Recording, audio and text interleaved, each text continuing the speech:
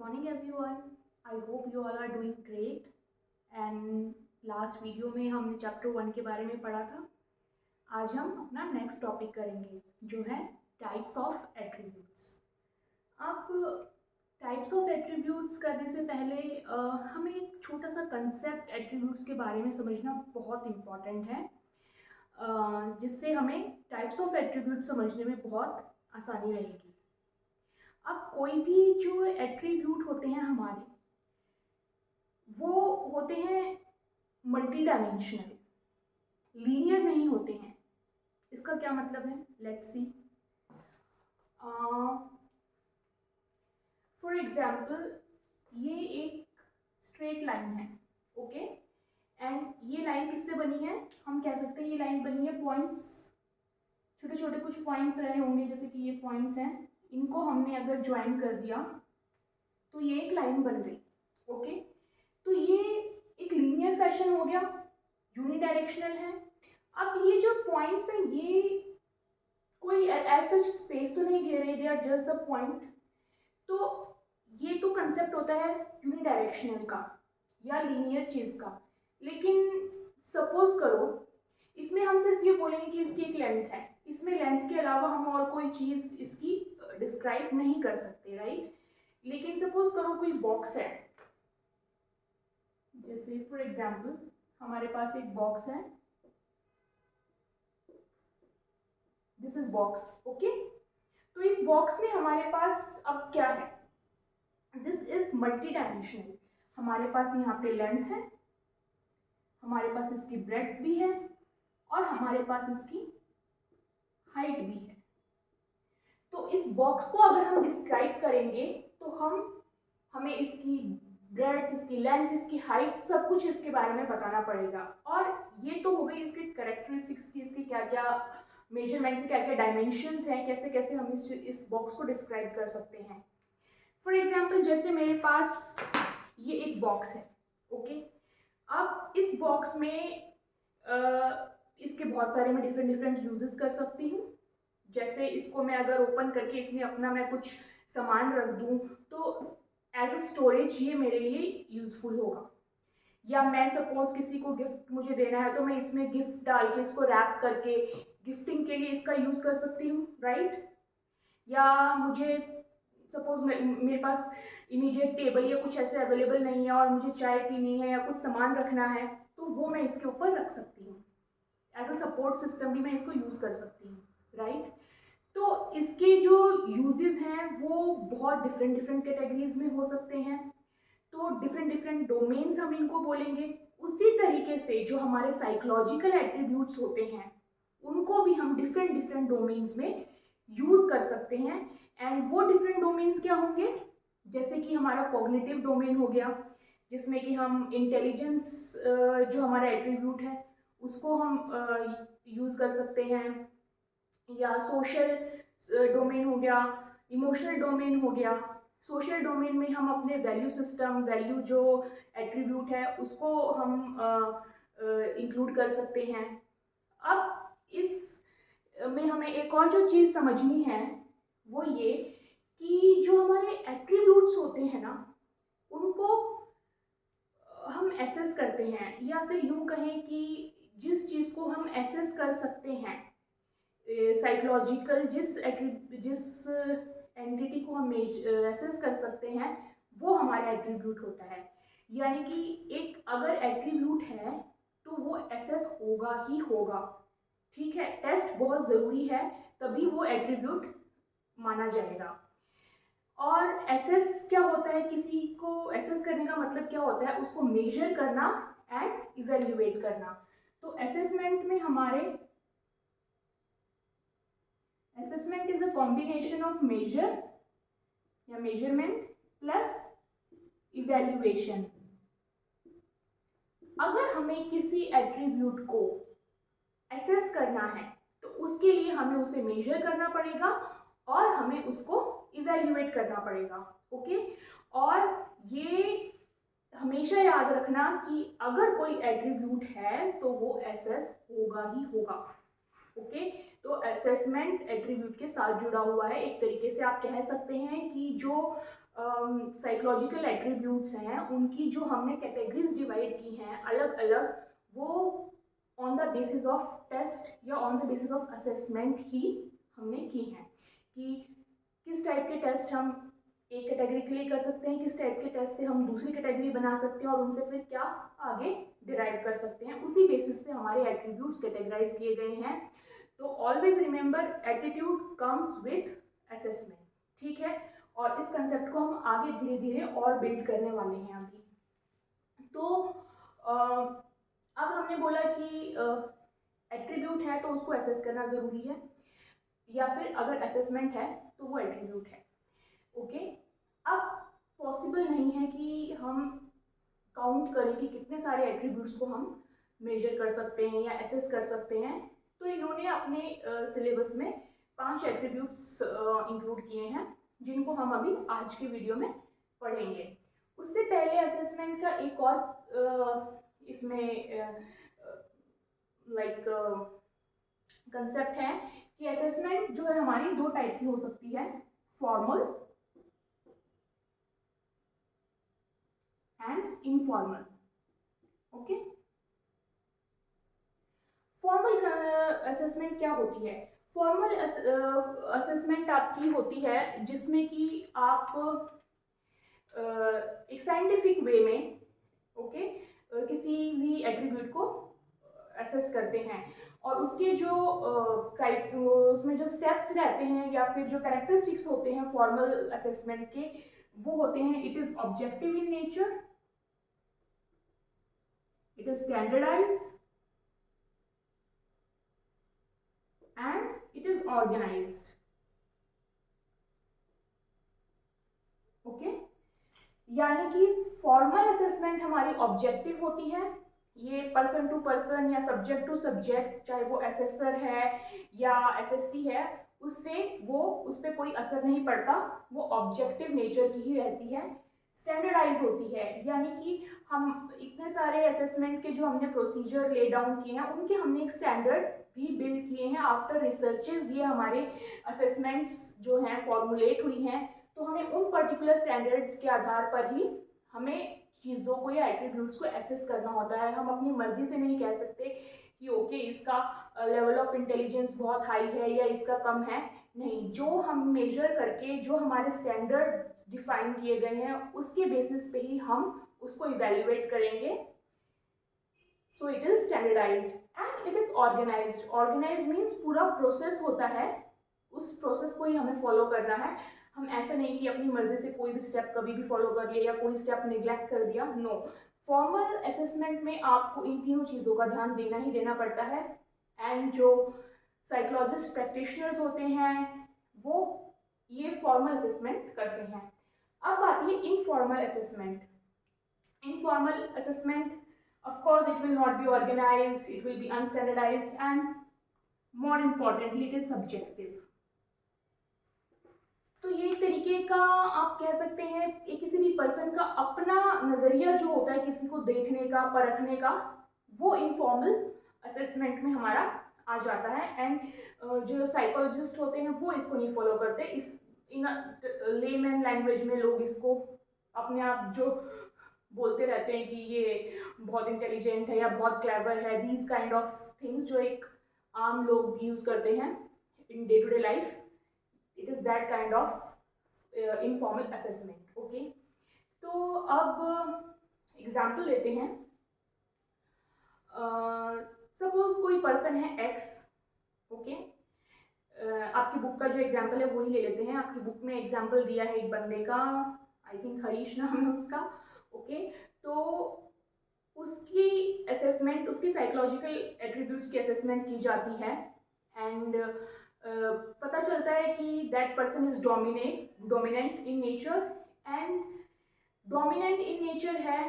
तो अब अगर उसकी असेसमेंट इसलिए की गई है कि कल को उसको एक टीम लीड का रोल देना है, तो हो सकता है मोस्ट प्रोबेबिलिटी ये कि वो कल को बहुत ही डोमिनेंट नेचर का निकलेगा या बहुत ही अथॉरिटेटिव अपना लाइक हो सकता है थोपने वाला, डिसीजन थोपने वाला टाइप्स भी हो, इस टाइप से निकले।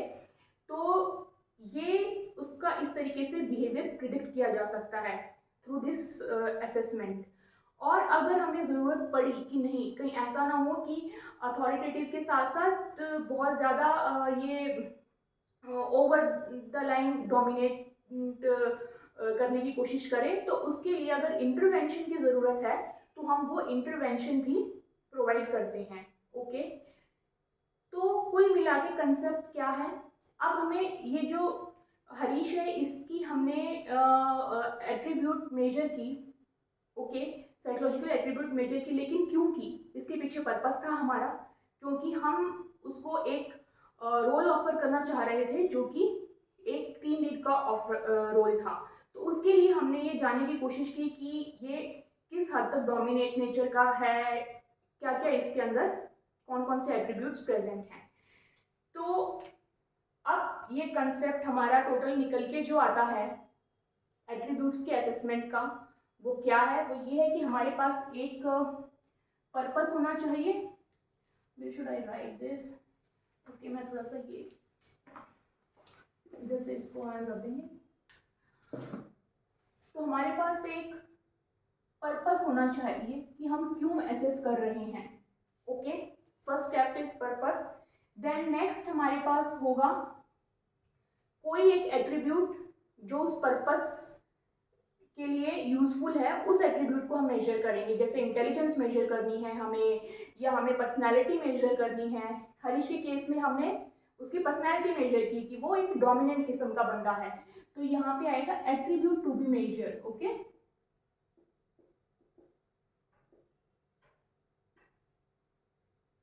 अब एट्रीब्यूट मेजर करने के बाद हमारे पास क्या आता है, रिजल्ट आता है। ओके, हरीश के केस में क्या आया कि वो डोमिनेंट किस्म का बंदा है। अब रिजल्ट आ गया, रिजल्ट के आधार पर हम क्या कर सकते हैं, हम प्रिडिक्ट कर सकते हैं उसका फ्यूचर बिहेवियर। ओके, तो हम प्रिडिक्शन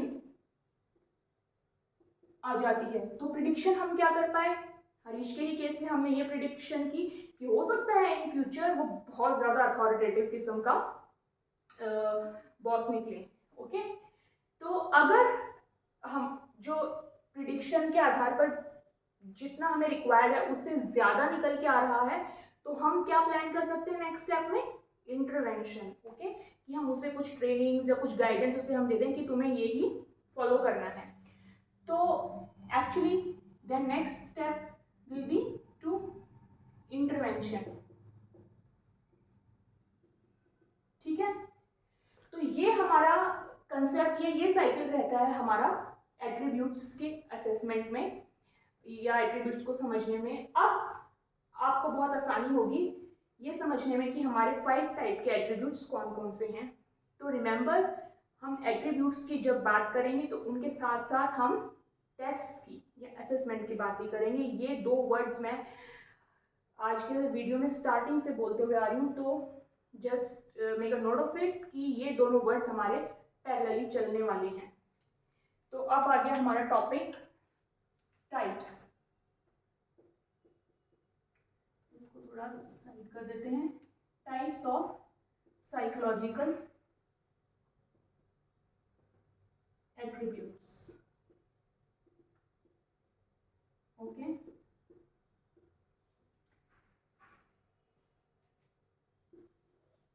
आई होप ये कंसेप्ट बिल्कुल क्लियर है, क्योंकि इस कंसेप्ट के बेसिस पे ही हम अपने ये 5 एट्रीब्यूट्स को समझने वाले हैं। दे आर वेरी इजी, बिल्कुल भी टफ नहीं है, इनफैक्ट बहुत इंटरेस्टिंग है। तो हमारा पहला एट्रीब्यूट कौन सा है, इंटेलिजेंस। ओके,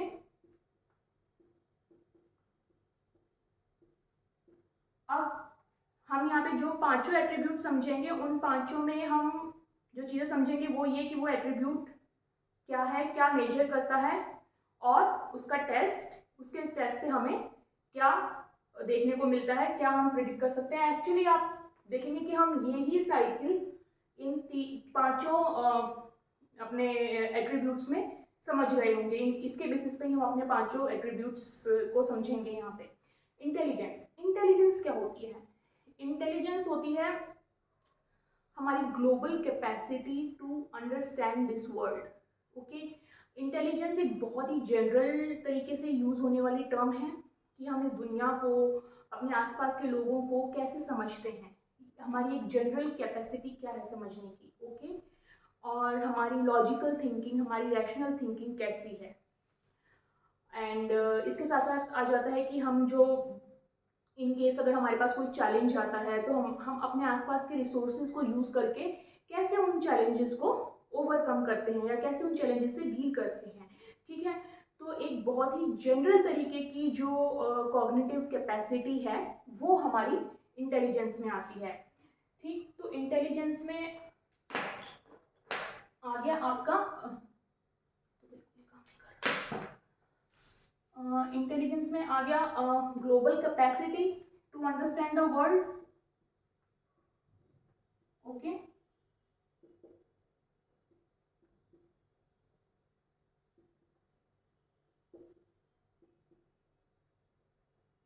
देन आपकी रेशनल थिंकिंग यानी कि आपकी लॉजिकल थिंकिंग कैसी है, आप किसी चीज़ को कितना लॉजिकल तरीके से सोच पाते हैं, कितना रैशनल तरीके से सोच पाते हैं without getting influenced from others.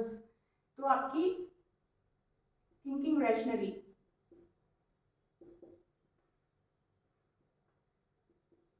Okay, and how you can overcome your obstacles, your challenges by using the available resources around. Okay, so facing overcoming or facing challenges, you can write here.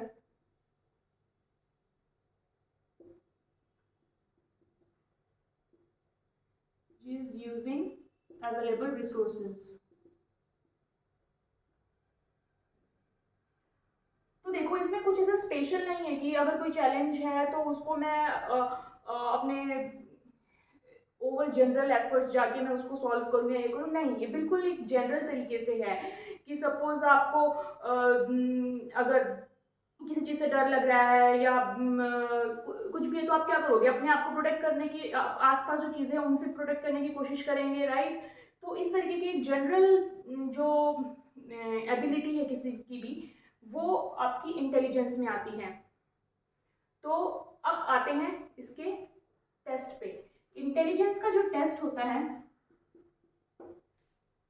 वो हमें क्या बताता है। अब हम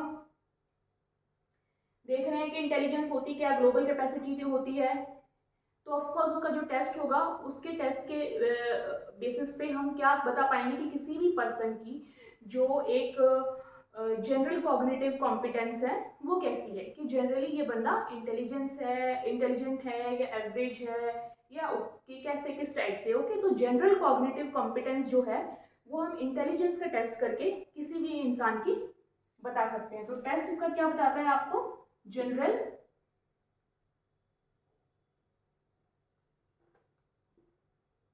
cognitive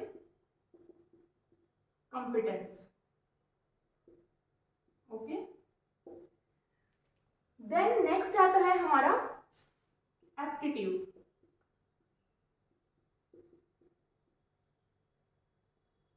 aptitude क्या होता है, एप्टीट्यूड होता है हमारा underline potential for acquiring any skill. अब इसको समझते हैं, पहले लिख लेते हैं क्या होता है ये अंडरलाइन पोटेंशियल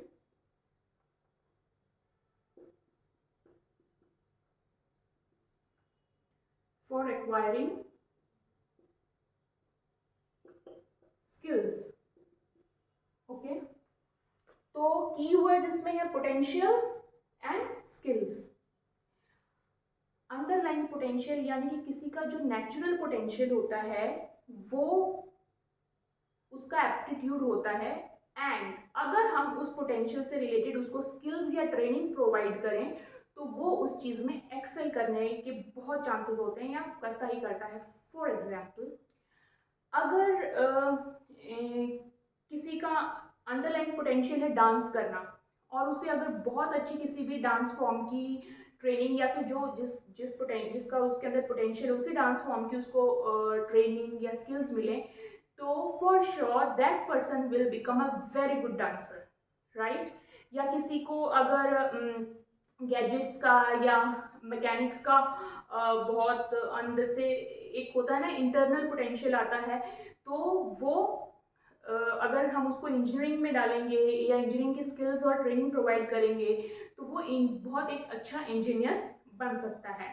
या किसी की अंदर से किसी को कई बार ऐसा आता है कि I can write very good software codes, right, programming किसी की बहुत अच्छी होती है। आजकल तो ये एग्जाम्पल बहुत ज़्यादा फिट बैठता है। तो अगर हम उसको एक पर्टिकुलर किसी भी सॉफ्टवेयर लैंग्वेज की ट्रेनिंग दें तो बहुत अच्छा एक डेवलपर बन सकता है। तो इसी तरीके से एक अंडरलाइन जो पोटेंशियल होता है, आई एम श्योर आप सबके अंदर कोई ना कोई अंडरलाइन पोटेंशियल होगा, ठीक है, जिसमें कि क्योंकि हम बचपन से जैसे पढ़ते आते हैं तो हमने बहुत बहुत चीज़ ट्राई की होती हैं, लेकिन शायद ही कोई 1 या 2 चीज़ें ऐसी होती हैं जिनमें हमें अंदर से एक कॉलिंग फील होती है कि I am very good at that, और अगर मुझको उस चीज़ की ट्रेनिंग मिल जाए तो I can excel in that field, ठीक है। अब ये जो टेस्ट होते हैं ये पर्टिकुलरली यही फाइंड आउट करने के लिए यूज़ होते हैं कि इस बंदे के अंदर किस चीज़ का पोटेंशियल ज़्यादा है। किसी के अंदर होता है मैथमेटिक पजल्स सॉल्व करने की कैपेबिलिटी या पोटेंशियल बहुत ज़्यादा, तो उनको उसी टाइप की ट्रेनिंग दी जाती है, राइट। जो स्पोर्ट्स पर्सन होते हैं उनमें किसी किसी के अंदर बहुत ज़्यादा अच्छा क्रिकेट खेलने की या किसी के अंदर बहुत अच्छा फुटबॉल खेलने की पोटेंशियल होता है, तो उनको उसी फील्ड में ट्रेनिंग दी जाती है and then they break the records, okay. तो इसका जो टेस्ट होता है, अच्छा इसमें जो 2 इंपॉर्टेंट कीवर्ड्स हैं वो याद रखना, इसकी डेफिनेशन लिखने में काम आएगा, पोटेंशियल एंड स्किल्स या ट्रेनिंग्स। तो पोटेंशियल होना चाहिए पहली बात ये, एंड देन उसको उससे रिलेटेड ट्रेनिंग्स एंड स्किल्स हमें प्रोवाइड करनी पड़ेंगी। तो इसमें जो टेस्ट होता है, यानी कि एप्टीट्यूड को टेस्ट करके हम क्या पता लगा पाते हैं, एप्टीट्यूड को टेस्ट करके हम ये पता लगा पाते हैं कि ये हमें इसको कौन सी ट्रेनिंग और कौन सी स्किल्स देनी है।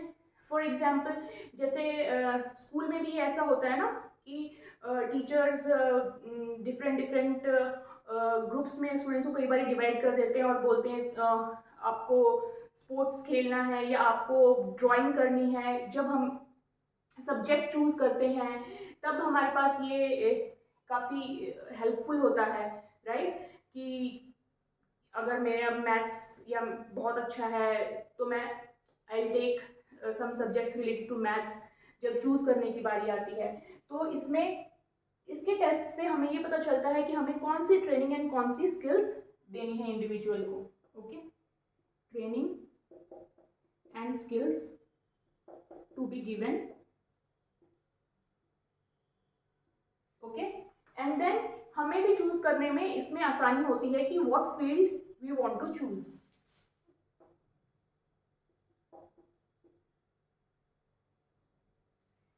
ओके, सो ये हो गया एप्टीट्यूड। नेक्स्ट आता है हमारा interest. Third would be interest. अब इंटरेस्ट तो जैसे कि ये होती है प्रेफरेंस, जैसे हम बोलते हैं ना मेरा यार इस चीज़ में इंटरेस्ट नहीं है, मुझे नहीं करना है ये, या फिर यार मेरा तो म्यूजिक में बहुत इंटरेस्ट है, I can sing so well, ठीक है। तो एक वो होता है कि आपका इंटरेस्ट किसमें है, यानी कि आपकी प्रेफरेंस होती है ये। तो it is individual preference, preference for any particular activity, okay, for a specific activity as compared to others।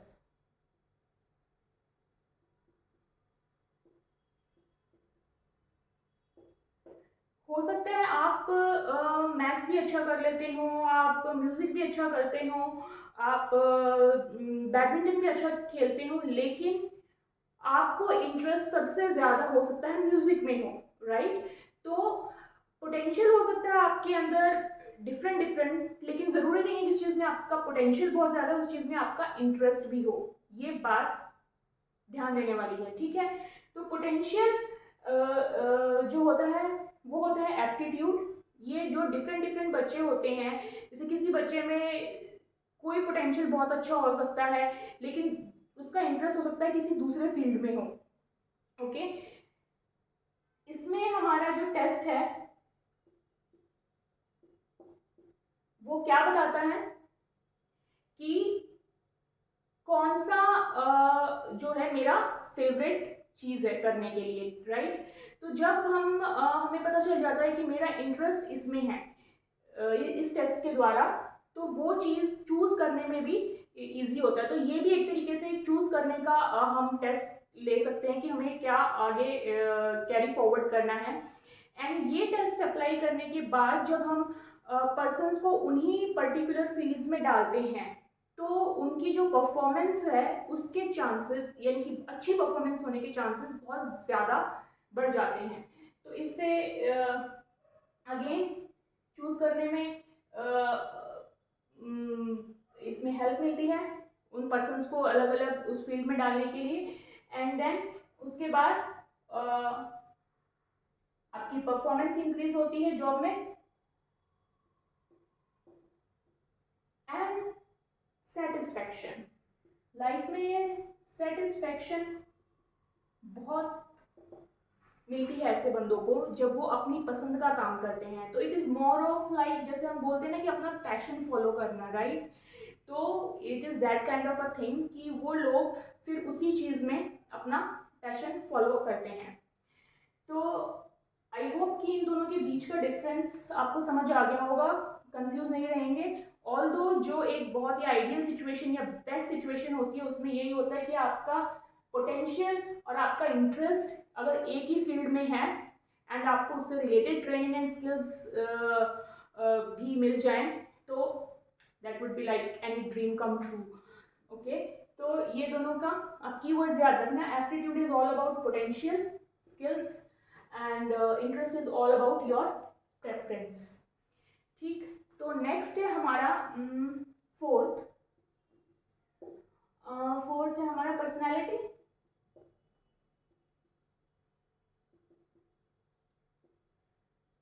Okay, तो पर्सनैलिटी क्या होती है? पर्सनैलिटी होती है किसी भी इंडिविजुअल का एंड्योरिंग करेक्टरिस्टिक। एंड्योरिंग करेक्टरिस्टिक क्या होता है? An individuals enduring characteristic, so characteristics, it could be more than one characteristic also। personality क्या होती है? enduring होती है। enduring मतलब उसका जो बेसिक, एक हम आम भाषा में बोलते हैं ना बेसिक नेचर क्या है, जैसे हम किसी को बोलते हैं ये बहुत खड़ूस है, ये बहुत स्वीट है, तो एक बेसिक नेचर की जिसकी हम बात करते हैं कि पर्सनैलिटी ओवरऑल कैसे निकल के आती है। जैसे हरीश के केस में हमने एग्जाम्पल लिया था, तो उसकी पर्सनैलिटी निकल के आई थी डोमिनेंट टाइप की। तो इन टेस्ट के द्वारा हमें किसी भी पर्सन की पर्सनैलिटी के बारे में पता चलता है कि वो डोमिनेंट है या सबमिसिव है, आउटगोइंग है, राइट, या उतना थोड़ा विड्रॉन टाइप है। तो इस टाइप की चीज़ें हमें पर्सन के बारे में पता चलती हैं। एंड इन टेस्ट के द्वारा हम इसके करेक्टरिस्टिक्स तो पता करते ही हैं। तो इसमें जो टेस्ट से हम क्या पता कर सकते हैं? Individual characteristics,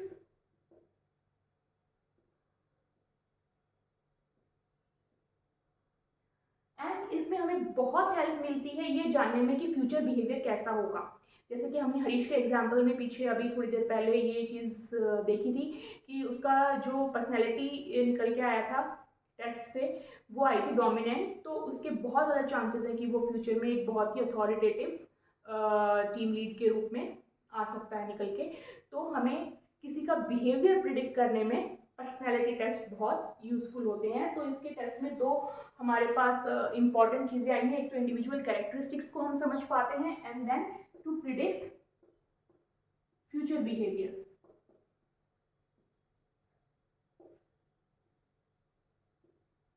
okay, and fifth है हमारा वैल्यूज। ओके, अब वैल्यूज क्या होता है? पर्सनैलिटी तो होती है किसी भी इंडिविजुअल का एंड्योरिंग करेक्टरिस्टिक, और वैल्यू होती है किसी भी इंडिविजुअल का एंड्योरिंग बिलीफ। ओके, तो एंड्योरिंग बिलीफ,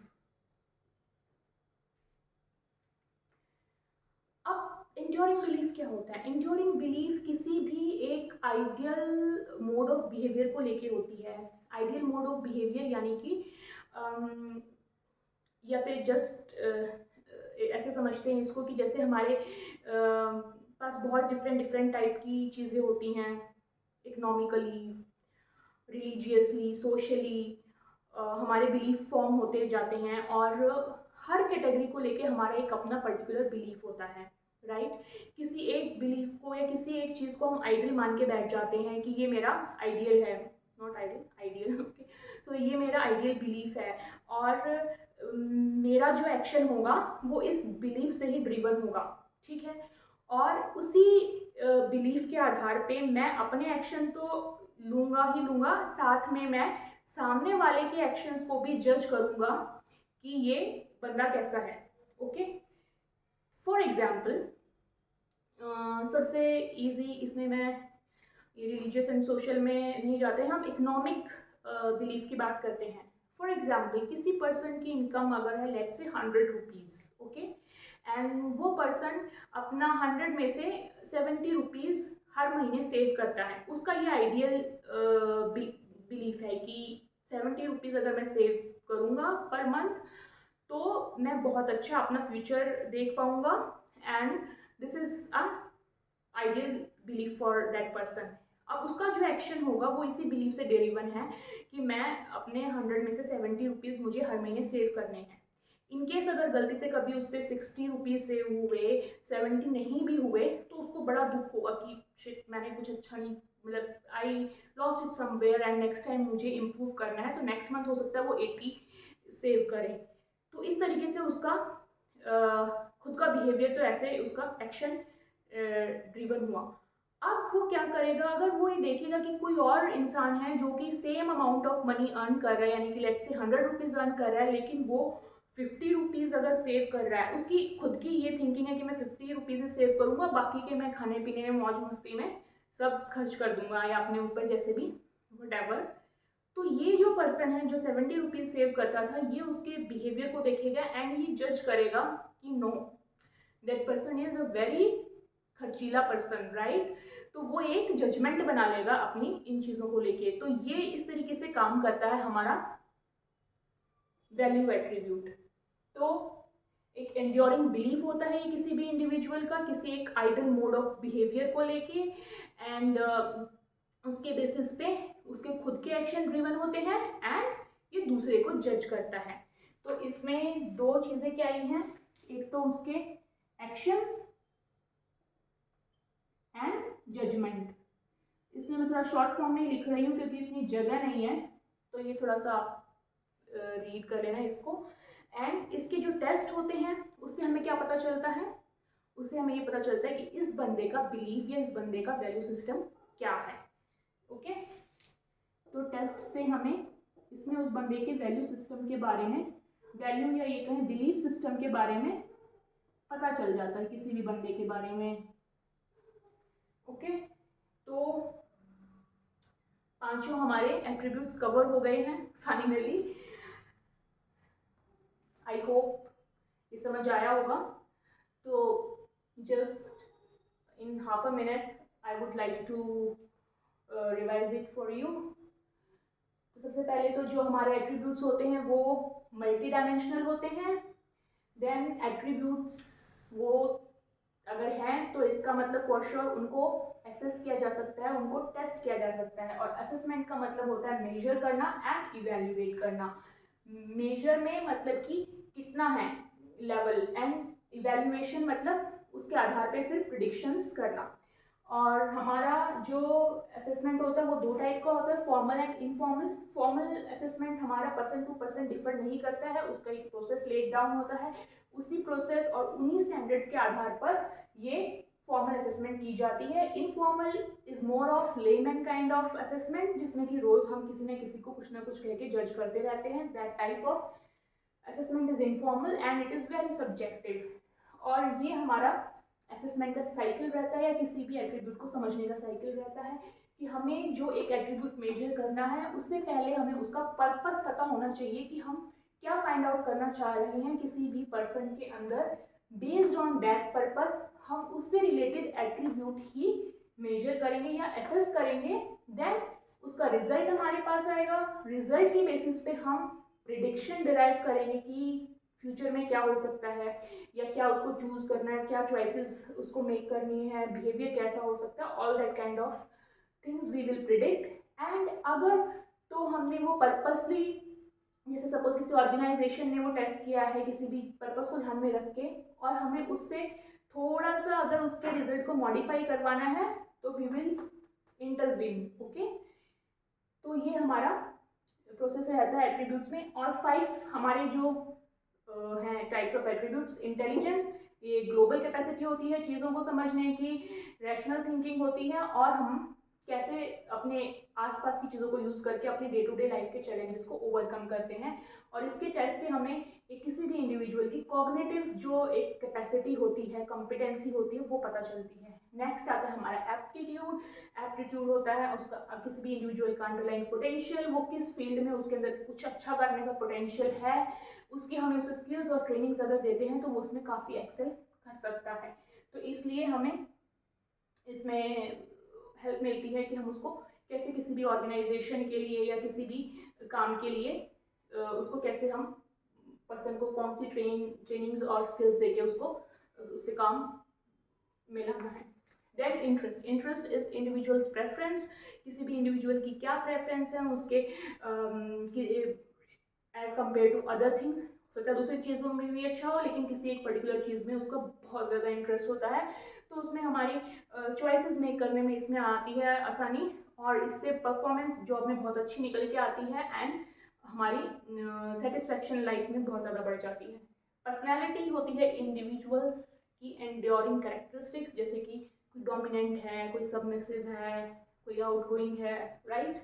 इससे हम किसी का भी फ्यूचर बिहेवियर प्रिडिक्ट कर सकते हैं। देन अब आपका वैल्यू सिस्टम, जो कि आपका एक तरीके का बिलीफ सिस्टम है, ये भी एंड्योरिंग है।